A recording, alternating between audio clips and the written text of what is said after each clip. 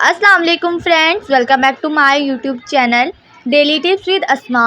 خواب میں قبرستان دیکھنا۔ خواب میں قبرستان دیکھنے کا مطلب ہے جاہلوں کی صحبت، ان کے دین اور دنیا خراب اور غم اور پریشانی ہے۔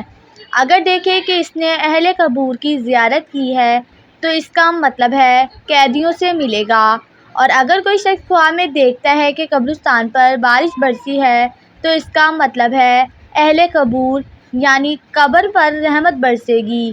لیکن اگر کوئی مالدار شخص خواب میں دیکھتا ہے کہ وہ قبرستان گیا ہے اور اس نے تمام قبروں کو سلام کیا ہے تو اس کا مطلب ہے یہ لوگوں سے بھیک مانگے گا، کیونکہ قبرستان ناداروں کی جگہ ہے۔